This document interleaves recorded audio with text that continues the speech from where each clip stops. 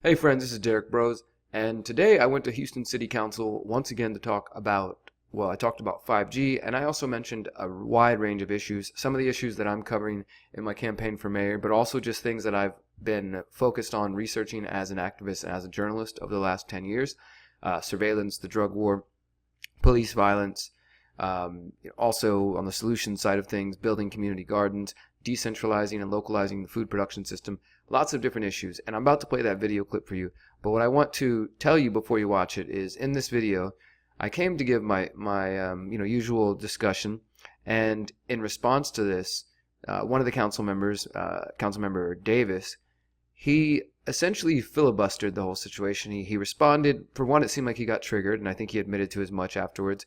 He got triggered by some of the things I said. He started coming off strong, started talking condescending to me. It felt like, he was talking to me as if I was his kid or something, or I was at school getting scolded by a principal. It was pretty ridiculous. He refused to let me respond in any way. The mayor and him kept shutting me down, and then once he wrapped up what he had to say, they said, "That was it, you have no time to speak," and that was it. And, then once I tried to get what I had to say out, you can see in the videos the cops kind of come up on me. And then after that, I walked out to the hallway where I discussed with Councilmember Davis and tried to clear some things up with him. So I want you guys to first see the video, and then I'll tell you what happened and in the discussion in the hallway afterwards. So check this out. So I'm here to speak about 5G briefly. The one thing I want to say on that before I touch on some other topics is Councilmember Travis is not here today, but it was him who actually said that he supported a health assessment, environmental impact assessment, a health assessment related to 5G. We had some support over here, of course, from Christie, Mr. Laster, Kubash, Castex Tatum. We've heard, we're still waiting to hear what you feel, Mr. Boykins. We're getting up to about half of the council expressing that their constituents are concerned or that they have questions and that they would like to know more. So I'd love to hear some other thoughts on the environmental impact assessment. But also I'm here to talk about the fact that many Houstonians have started to reach out to me and express their concerns related to some of the actions taken here by City Council and by the mayor. People are concerned because they want to have some solutions when it comes to the homeless problem that doesn't involve criminalizing feeding the homeless. They're wondering when the homeless feeding ordinance is going to get taken off the books. People are wondering what's going to happen with 5G. They're wondering if their freedom of speech and civil liberties are protected in this city.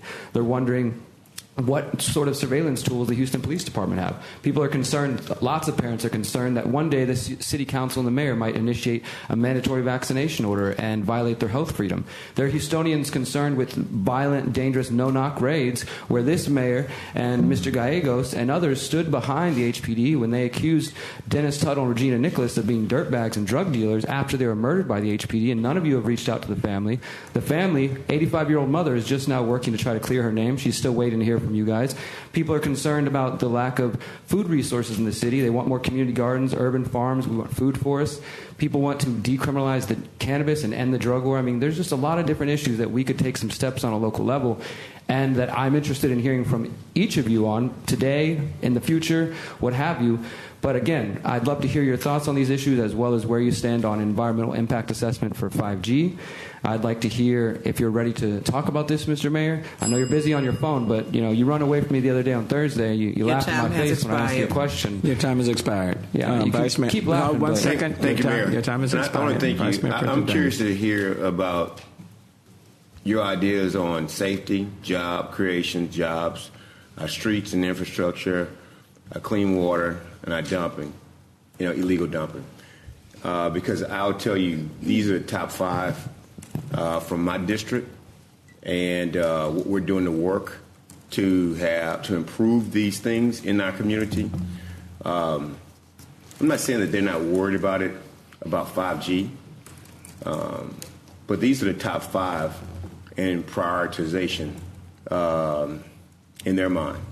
And so to come and say I'm still waiting on you guys to go through and figure this out, and I guess because I was not named, again, I'm in line with my district. Sure. When 70-some% of them, the households make about less than $45,000 annual, they're not really worried about.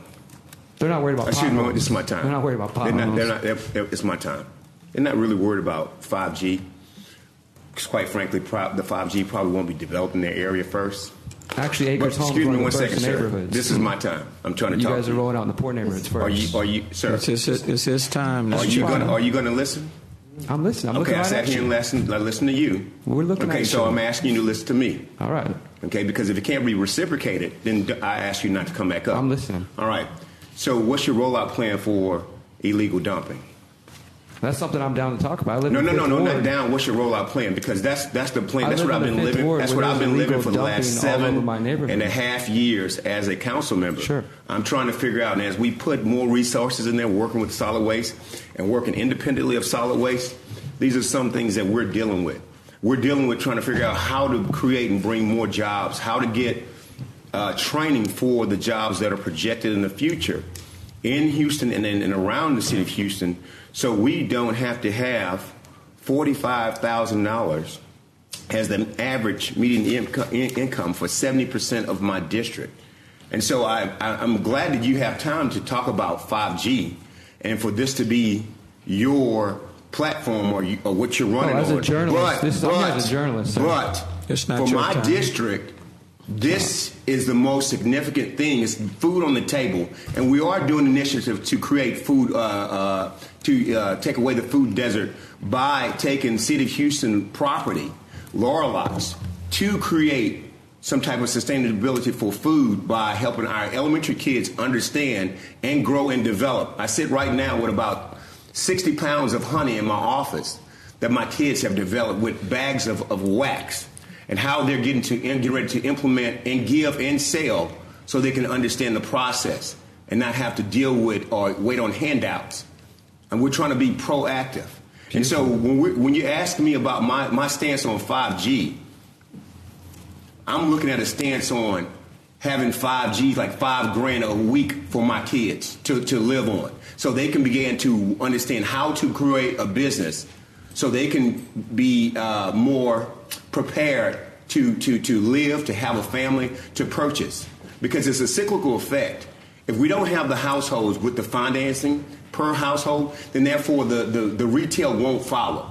The nice houses that other developers will build in other areas, it won't be in my district. And so, again, I love that you have the opportunity to just worry about 5G. Oh, it's not just 5G. I'm not as worried about 5G right now. I've given you my 5Gs, safety, jobs, streets, clean water, and dumping, because that's what we're working. That's my 5G right now. I'm working on these things for my constituents. So, Mayor, I'm done with my time. Thank you. Thank you, sir. So I'd like to respond. I'd like to respond. You're just going to take up all the time? No, sir. Thank you. So you're just going to mischaracterize all my positions? Because I've been here talking about clean water. I live in 5th Ward. In fact, I'd love to work with you, Mr. Davis, on the food forest plan. I don't know why you acted so offended by what I was saying. I wasn't attacking you personally. In fact, I'd love to work with you on food forest. Mr. Broze, your time has expired. Your time has expired, Mr. Broze. You can mischaracterize my positions, Mr. Davis, or we could have a meeting and talk. That's what you talked about 3 times since you've been here. Your time has expired, sir. Your time has expired. Thank you. Thank you. Okay. Are there any other speakers?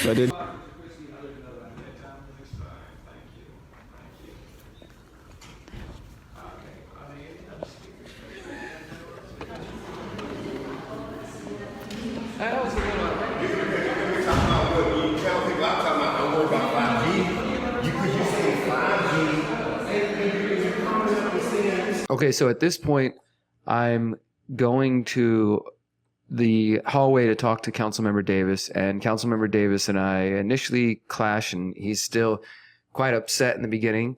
I told him to just calm down, let's take a breath, and let's talk man to man, and telling him that, hey, you were taking this personal. Whenever I said what I had to say, I didn't even call you out, I didn't even mention you, but you seemed to take it personally, and you wouldn't let me speak, and he said he felt attacked or whatever.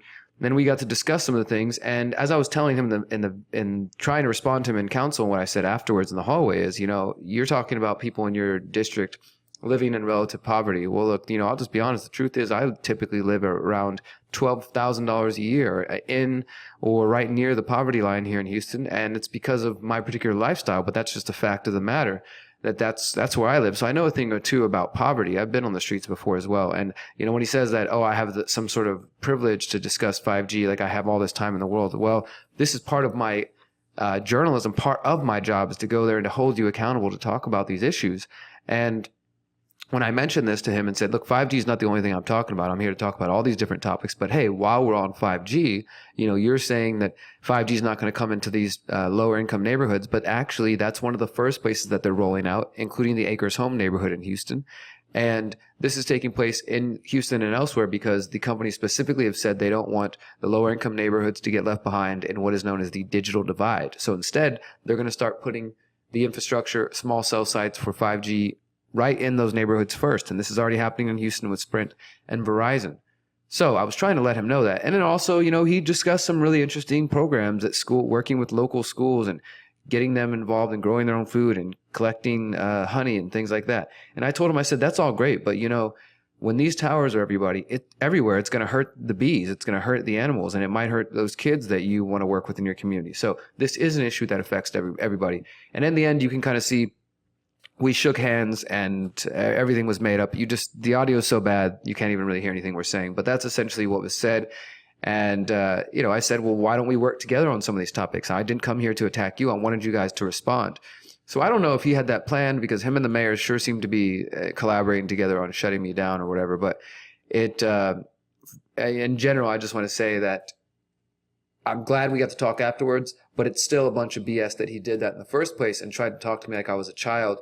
And I guarantee they wouldn't do that to, other people, but it's because of who I am that I've been coming up there. He said he's been in council since, I think, 2011. I've been going to city council since 2010, 2011. So we've been up there about the same time, and I've been going up there talking about issue after issue.